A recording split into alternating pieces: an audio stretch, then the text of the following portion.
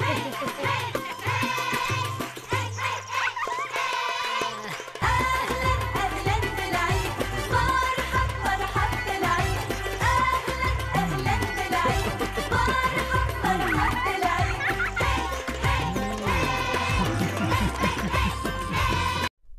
كده مع مباراة الفيصلي أمام السلط. المباراة دي طبعا في الجولة الثالثة من درع الاتحاد الأردني 2023.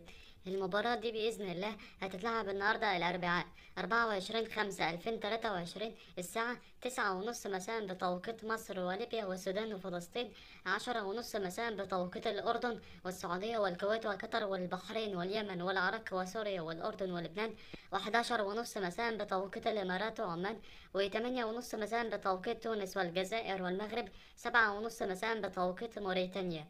أما القنوات الناقلة فهي الأردن الرياضية بصوت ملك أحمد الخليلي. طبعا ملعب المباراة هو استاد الأمير محمد. اشترك في القناة وفعل زر الجرس واعمل لايك للفيديو. أهم حاجة ما تنساش تتوقع نتيجة المباراة في التعليقات. والسلام عليكم ورحمة الله وبركاته.